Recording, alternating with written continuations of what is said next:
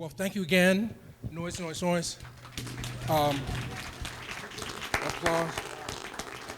So Jimmy is in the room. Now, I talked to a lot of people before. I mean, like, this is like collective consciousness. When you get this many people experiencing something like for the first time and everybody's coming at it from a different perspective.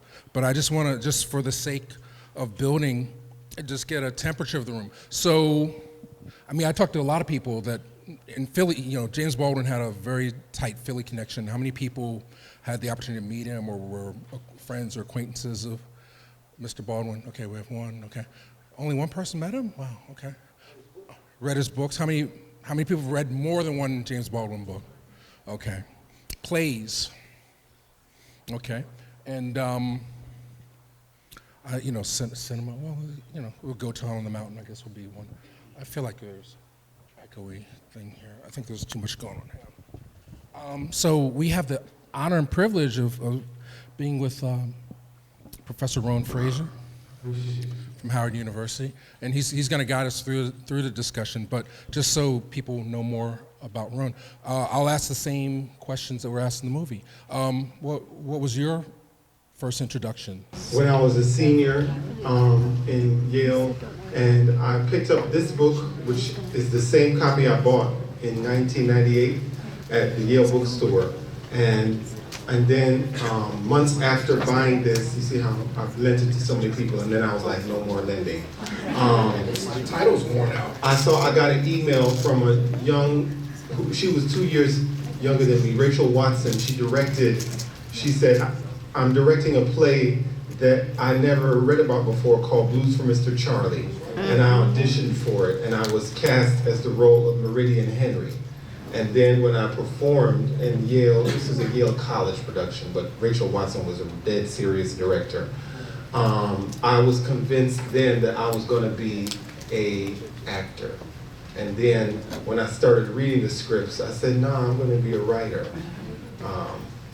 Yeah, James Baldwin, his energy and force is so honest.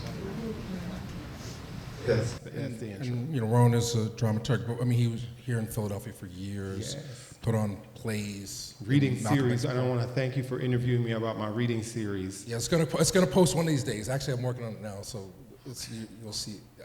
It's out of the drawer. It's gonna come up this week. That's what's up. But yeah, countless heavy dramaturg. Yes. In terms of like knowing the James history Baldwin of was black the beginning. plays. Okay. Baldwin And that's Notes of a Native Son that you have in your hands. Well, this is a collection of the essays, all, not only Notes of a Native Son, The Fire Next Time, which was mentioned, and a few essays. Toni Morrison edited this, but one essay that she didn't include that I wanted her to was an essay he wrote called The Price of the Ticket. And that was, he's talking about the cost, the soul spiritual cost of writing for Hollywood and then delving your life. Definitely he believes by today's standards that Shonda Rhimes is paying the price of the ticket to be popular, to be mainstream. And he, in that small essay that was in the New York Times in the 60s, late 60s, said that you should not pay the price of the ticket. That's the, Karen Thorson. The documentarian, Yeah. that's what she, I highly recommend everybody see that film. More important than this I Am Not Your Negro is Karen Thorson did a film called The Price of the Ticket, the same name of that essay. Yeah, and I believe it's on YouTube as we speak. Oh. It was a American Masters piece that was done. It came out maybe 5 years after his passing. I mean, just for reference, the movie you just saw, you know, unless he decides to release it, it's probably not going to be available too many places. But there's lots of stuff on YouTube if you want to pursue or continue. If you're not already doing that as a result of saying I'm Not Your Negro. Somebody recently in the last month put up a very rare documentary. I heard it through the grapevine by Pat Hartley. Beautiful print. It was a British film where he and his brother go back down south and travel to all the different haunts that they visited during the Civil Rights Movement. You know, the debate we saw with Buckley, that's on YouTube. Like I said, on our channel, we have several pieces. And then, you know, and just in doing the research there, also later, you know, we're very lucky, you know, he lived into his 50s, and there's some really great interviews and things throughout the 70s and 80s, so, you know, in terms of continuing the struggle. So the second question I have is what resonates about James Baldwin to you? Well, from these two pieces that we saw, the Cambridge Union debate and the message to the, what was the second one? Meeting the Man. Meeting the Man. I think it was interesting how the message from, there's one message to me from both, and that is Baldwin wanted to tear down the liberal gaze.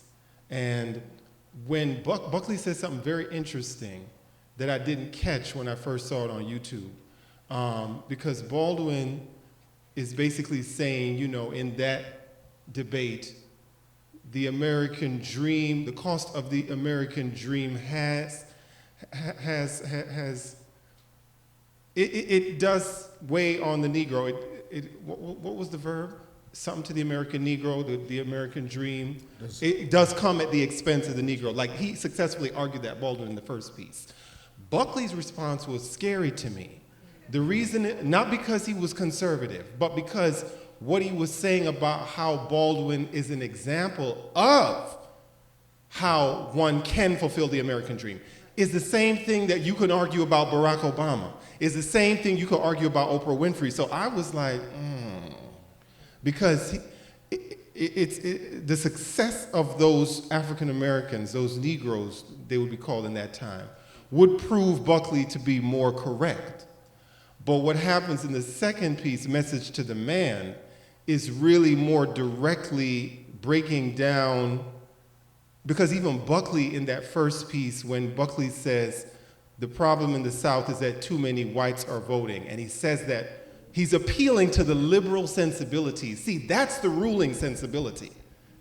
And Baldwin in the second piece, Message to the Man, destroys that. He said if we have any semblance or if any change is going to happen, that liberal gaze has to be completely destroyed. And it must become not a liberal gaze, but a radicalizing gaze. I was watching The View on the other, and I said, liberalizing, liberalizing, liberalizing, liberalizing. Baldwin, in that exchange with Jack Kazan, was it? I think the man who was interviewing. Terrence was the director. Terry Dixon, Terry. And Baldwin was radicalizing him. He was like, you have to break out of this, you know, I have to get this scene and that scene and ask this question. And no, that's industry. Baldwin was speaking really to the TV editors, the industry bosses of those men who were asking, no, we're not even going there. Let's get to the deep heart of the matter. You know, that's one of the things that, so, wow, that second one really resonated with me, Message to the Man, because he was totally destroying that liberal gaze. And I have underlined a part. I want to read just one sentence from the Fire Next Time, Down at the Cross, which came out the same year he was at that Cambridge debate. He said, this is Baldwin, I'm just reading one sentence. Not all Negroes are students, no. I, in any case, certainly refuse to be put in the position of denying the truth of Malcolm's statements simply because I disagree with his conclusions or in order to pacify the liberal conscience. And that, you know, right there, just when he says the American dream has come at the expense of the American Negro, he's talking about my cheap labor created this country. My cheap labor picked the cotton. My cheap labor, my free labor, not cheap, free, brought the cotton to the market. And he's like, this is the wrong question. That's basically what he said. He said that in the early part. He said that real early, like, this is the wrong question. Wrong question. We already know the American dream has come at the expense of the American Negro. That's not a question. And then in the second piece, Message to the Man, he's like, listen, tear these walls down. That's really where these two pieces left me, the destruction of the liberal gaze and the liberal mentality. That's gonna require radicalizing, not just for white people, of course, but for black people, always pacifying and trying to work with and coddle liberal sensibilities. Okay, all right, we're going in deep here. It was just clear, Let Baldwin me- is just, Baldwin is Well, amazing. I already felt intimidated watching Baldwin talk for an hour. I mean, we don't get that kind of stuff on American TV, and that's something that's clear in I'm Not Your Negro. Like, there's a whole sequence where they show the flying nun, and things that were happening in terms of the distractions of mass media as things were happening in the street. And for those who haven't seen it yet, he does a good job in terms of contextualizing the Ferguson, which was happening at the time they were editing it, to what was happening in reality, to what we're being distracted with within mass media. That's and true. news But I outlets. have to say, I was a little disturbed when he described the young man that Baldwin was with, saying that these black men are vagrants. He basically, like runaways, they didn't want to fight in Vietnam, and laughing at them. I was like, not much has changed since, you talking to Baldwin. I mean, that's what I was thinking. I was like, why are you still denigrating why black men wouldn't fight? Why would they fight in Vietnam? Mm-hmm. I come to blows, unfortunately, with people who, I've had family in the military, and always, it's like, no, that's the wrong war, sorry. Well, I think, coming full circle, the next question is, why is James Baldwin still relevant today? I mean, yeah, it's just so much. Well, I'm just saying, he in terms of gets to the contextualizing. heart. He's a Leo, born August 2nd, 1924. He's Leo. His mother comes from Maryland. His father, it's not clear where his father was from, but his stepfather comes from New Orleans. And, just that sensibility of being in the church. And I think, I mentioned this to you in the previous messages, that one thing I wanted to say about Baldwin was how he, as a Christian, questioned Christianity that was taught to him, and the role of white Jews who, interestingly enough, played a helpful role in his life, but also he was able to see their role in promoting white supremacy. And he critiqued it. He critiqued Zionism. My personal favorite of all that Baldwin has written is his nonfiction letter that was written the year I was born. It was in The Nation, and it was the letter defending Andrew Young when Jimmy Carter, people have these opinions about liberal presidents. I'm just like, okay. Jimmy Carter fired Andrew Young for meeting without Carter's team's permission the PLO. And Baldwin was very clear, let's not get it twisted. This man was fired because he's starting an alliance that Israel and the United States did not approve of. And that's really based on a racist idea of Christianity. If you remember when he critiqued Christianity in the film, this Christianity holds us hostage. Don't save me anymore. He said that idea of Christianity saving us has been the problem. But he brings it to his understanding of the cooperation of U.S. and Israel, and critiques Zionism the way that Malcolm X did. And that, for me, was what made Baldwin so trustworthy. I believe everything he says. He's not one to coddle or come under the Zionist lobby, who's fearful of it. He gets to the heart. So that's to your question of why I love him. Toni Morrison called it epigrammatic acuity, meaning the nonfiction clarity it goes to the heart of the matter, and that, for me, I mean, I can give you so much examples, but he defended Andrew Young being fired by talking about the idea of Christianity is so far-fetched that even Jesus Christ himself wouldn't get in because he don't have enough money. But the thing about it for me as a Christian, because James Baldwin helped me strengthen my Christianity. That's really what he did. Even though he left the formal church, he still believed, no, Christ actually happened. But there are a bunch of people that are trying to convince it that he looks like this and would do this and would approve of this and the Christian Crusades and that and this and that. And he's like, no, he wouldn't approve of that. So he's just so liberating. He is the ultimate, Amir Baraka said at his funeral that in Karen Thorson's film, God's revolutionary black mouth is Baldwin, that clarity, that honesty, that just, I have to go to it for psychological refuge. Yeah, I mean, I don't know about you. I mean, the second movie, also The Prince, is so beautiful. Yes. I mean, you feel like you're in the room with him. When you do. The And color. those eyes, I would hate for him to be upset at me. Yes. I didn't, I mean, And you saw it too at the Buckley debate when he looked. He looked like he was gonna jump up and spring and choke him, Buckley. And I was like, yes. I was like, please do it. But he just, he knew he was in Cambridge. So, I mean, so even 45 years, 50 years later, is speaking truth to power. And, again, I think we need it now more than ever. But I want to create a little call and response. Does anybody have any feedback and things that we can share? Yes.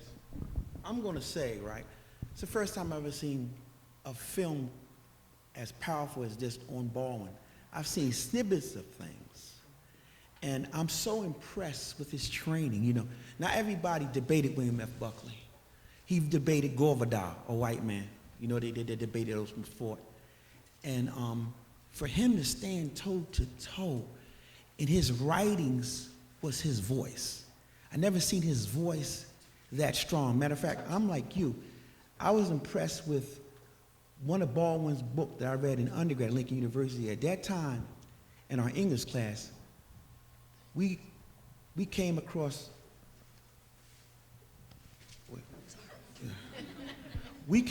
the canon of literature in the 80s, where the English department said, we have to introduce black literature. We're going to teach English at Lincoln University. And Baldwin was the highlight of it, The Fire Next Time. But the first book I read at Lincoln University from cover to cover was Go Tell It on the Mountain. It talks about his ministry. A lot of people don't know about his ministry. But getting back to it, he says something, you see how he sees in the future. He says something about Robert Kennedy speaks of a president coming in 40 years. And what do we have now? I mean, he was so in touch.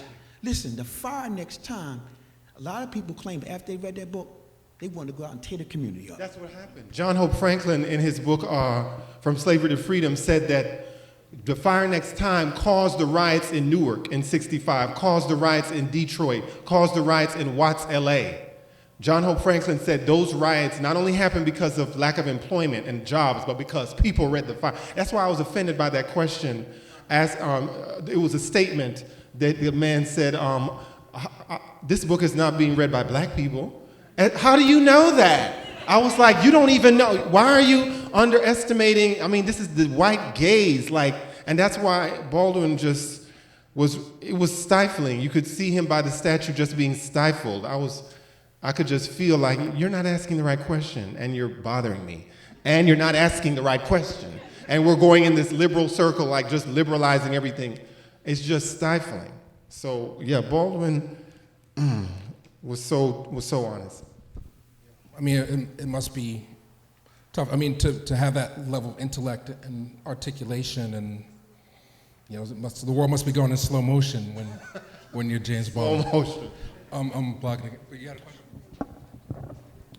I guess I'd just like to get your feedback on the following thoughts. This is my second time seeing the debate, and I took so much more from it this time than I did the first.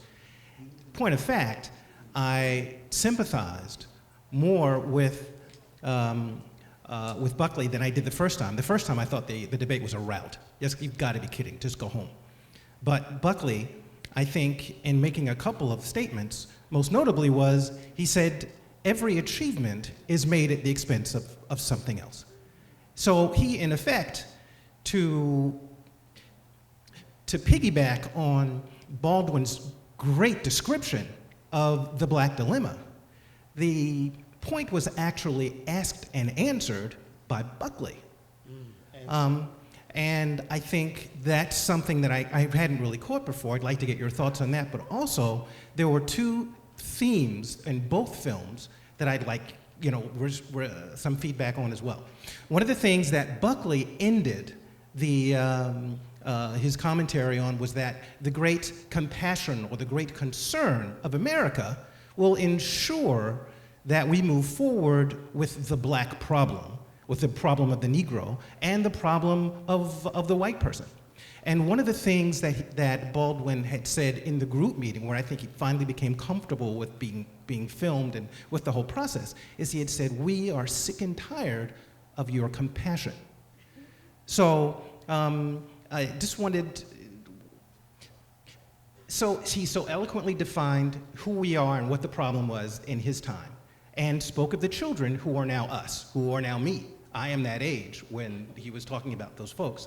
So what would be now the answer to that question in 2017 that he so eloquently defined as the problem, the frustration, and the dilemma?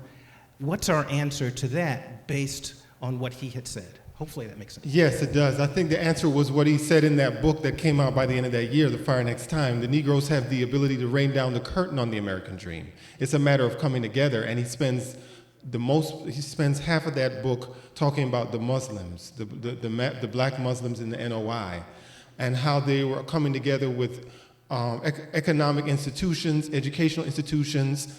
That is how. And then once you have that economic independence, I mean, you don't need, not needing that, thank you, not needing the white hand. So I think he answered that. And people keep saying, that was what Buckley said too, like what is the answer? He said, the Negro needs to look and think of us as being of good faith, and impute goodwill on us, that what we do is with good intention. And then he asked, how do we do this? What is the solution? And I think Baldwin answers him. Our own economic institutions, which he lays out in that second part down at the cross, if you read the Fire Next Time. So I have two quick questions. Well, I don't know that they're quick, but I have two questions for you. One thing that was really glaring to me, even in the interview with the filmmaker, was the performance of whiteness. And I know James Baldwin said, he doesn't believe in white people or black people, but he was very clear that it would be a delusion to not act as if that didn't happen. Yes. And so I just kept thinking about the performance of whiteness, not only in them calling the men draft dodgers, but just in the way he imposed himself onto Baldwin and saying, well, you're not doing what I want you to do, and you're not posing in your way, and you're not da-da-da-da-da. And it just felt to me such this idea of like, this film is about you, but it still has to go through my gaze. It still has to go through what I say. And so I would love to hear your thoughts about that. I'm also thinking about the quote that you said at his funeral. I can't remember the exact thing, but it was at the voice. God's revolutionary black voice. And I'd love you to speak to the significance, if you think there is any, of him being a queer man, a black queer man, and being the voice. What relevance and usefulness that might have to us in terms of contemporary thinking. Definitely, with the latter first, as an out gay man myself, you have to, being queer, you kind of set up as a gatekeeper. You kind of question the patriarchal norms. And he did this in the Buckley debate when he talked about seeing Gary Rogers and rooting for the Cowboys until you reach the age. And for him, it was such an early age. For me, it was in my late 20s. But when you realize that you are the Indian, so he does that not only with the social construction of race, he does it with the social construction of gender. He does it with the social construction of sexuality. These are social constructions, right? And they serve to reinforce the hegemony. And he was about tearing it all down. And I think, those sexual desires or sexuality that you develop, just like the sex that you develop before you are birthed, is out of your hands. And he's a living witness of that. He was, like I said, painfully honest about who he was, and this is who I am, regardless of if I look like whatever. I'm not trying to look ultra macho, and I'm not trying to pose, like you said, perform blackness. You asked about performing whiteness. He's not trying to perform blackness either. And he's very clear on how certain spaces require that. The church he grew up in and preached in until he left for France before he was 20. And to your earlier question was, yes, the performance of whiteness he saw and wanted to get on an emotional level the guy to understand what he was saying. and to understand why the questions were problematic. And it seemed like there was but he was patient, because I have to say he was very patient with the filmmaker he was talking to that was trying to answer these questions. I was hoping when he was outside the Bastille that he would mention the Haitian Revolution, because C.L.R. James in his history writes about how the Bastille was how Toussaint got the idea. He said, oh, these French people are fighting. This is the prime time to burn their plantations in Haiti. And he said the basic same thing, that the Bastille stands for those values of white people that are challenging the monarchy, which are the same values that come from what you asked, which are the same values that destroy whiteness, really, even for revolutionary people, black or white, who want to challenge hegemony, who challenge the monarchy. They cannot be performing whiteness. And he's so sensitive to how, what are you asking me? For what? No. You know, he doesn't say no, but he'll just be polite and just wait until the filmmaker is paradigmatically in the right paradigm instead of in the Western frame. Let it perform for us.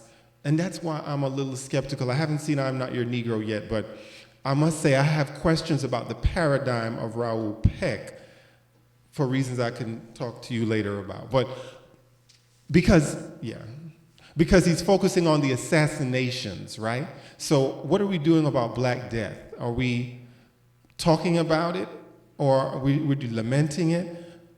I'm not sure that's the image James Baldwin wants us to have of who he is and how we live of him and how we approach this performance in the hegemony. Anybody else? Okay, all right. Over here, okay, and I'll come back. I wonder what it would be like with James Baldwin versus Donald Trump. That would be very interesting. I was really struck by his comments. You mentioned Nixon and Truman. Yes.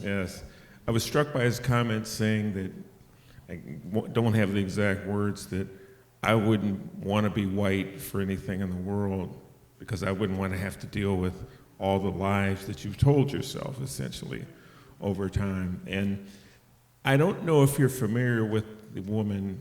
Last thought was, she's late 30s, I think. I think she teaches at Oxford. She's considered one of the brilliant economic scholars of the world. And one of the things, and she's an African young lady, and she's basically said, Bill Gates and all the people, all the philanthropists who were giving money to save Africa, please get out of Africa.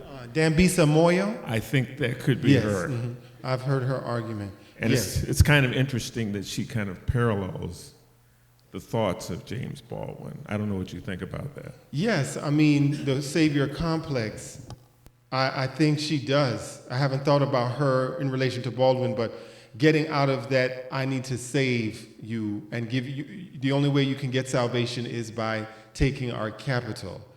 He mentioned in the message to the man, the wretched of the earth.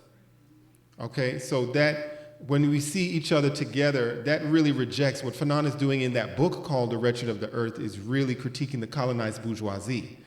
And so black or white, you know, or where I'm from, and my parents are from Jamaica, you know, the young people are, I'm so grateful, attacking the current Prime Minister, Andrew Holness, for basically being what Fanon talks about, the colonized bourgeoisie. Why? Because he's depending on all this foreign capital instead of using the local labor force in Jamaica.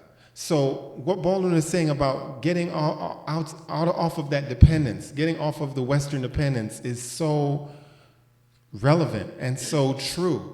And the young people he was talking to there, I mean, I wish I was there. I wasn't born yet, but I wish I, could just taking that in physically and remembering the truth and just being true to himself and really in every capacity getting rid of that savior complex and the mentality that you need Western capital to do everything?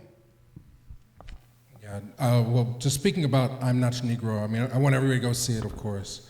But I will speak to Raoul Peck. I mean, his whole body of work, if you don't know it, if you're not familiar, has been, sort of anti-colonialist kind of filmmaking from... I think I saw Lumumba in '01. He did Lumumba, Man on the Shore, which is about the Haitian Revolution, like Papa Doc taking over, told through the eyes of a young girl. And then prior to this documentary, he did a movie called Fatal Assistance, which talked about how basically Haiti was robbed once again after the earthquake, and how the money was raised, but it never made it to the people. So that message needs to be told. Yeah. So he's, it's everyday struggle for Raoul Peck. But my only criticism with I'm Not Your Negro, you talk about the assassinations, we know it's like, I think it folds into the mythology of Martin Luther King, so and even Malcolm X, you don't necessarily explore in this film why they were killed. I think MLK, to my knowledge, and you maybe speak to it, was okay, he was alive, but when he started to say things against the war or talking about reparations, that's when he was eliminated. But prior to that, he was a big spokesperson. So, that's a little problematic to me that they celebrate him in this film, but they don't talk about bring people together. Because I think ultimately when I talk to Raoul, he's also saying that Baldwin was beyond race. That smokescreen, if you think all he was doing was talking about black versus white, there's a whole nother level there to it, so. Systems, he's against systems. The question I have, I think I understood what James Baldwin was saying. What did he say? There's no escape for a black man to go. There's no place for a black man to go. Not England, not U.S. Where are they going to go? Where's a black going to go? Where's a black man refugee going to go? And they had that side, they're asking them, when you see the side profile, and you really see the eyes bulge looking at so it just underscores where. Even Africa, right? Yeah. Well, yeah, it's part of the gaze. I mean, we're just the way things are, the binary race. I just want to thank you for this program, number one. Thank you. Number two, for mentioning the price of a ticket. I saw it years ago. In fact, I got it from Video Library on Germantown Avenue. And I was tempted at the time to keep it and tell them I lost it. But I didn't. But I've been unable to find it since. So thank you for mentioning where I can see it again on YouTube. Well, So I believe someone has uploaded price of a ticket, but you can, if you want to purchase a DVD of that particular film, it's sold through California Newsreel, which I don't know, do you cover something? It's too expensive. I just, because I have library access. You have the educational one. But I mean, for a home license, I think it's $30 for the DVD. But if you have to, CaliforniaNewsReel.com, I think, they have a lot of films related to race and social justice, and another one I wish we could show is Color Adjustment by Marlon Riggs. They have all of the Marlon Riggs films. They have Kathy Sandler's Question of Color. It's a really good resource. So one last. All right, Tim's. All right, we need to give you what is a cane, Mr. Monopoly, over here. Keep it short, sir. I'm just going to say, I wish he would have mentioned his friends, because James Baldwin rubbed elbows with a lot of people, man. He talked to Malcolm, Langston Richard Hughes, Wright, Ralph Ellison, Toni Morrison. Listen, Lorraine Hansberry. I mean, the people that he knew, the knowledge that, and I thought he spoke of that. You could have got depth. He would have gave you some information, man, because he was so connected. A lot of people don't know Richard Wright like probably me and you, man. Visible man.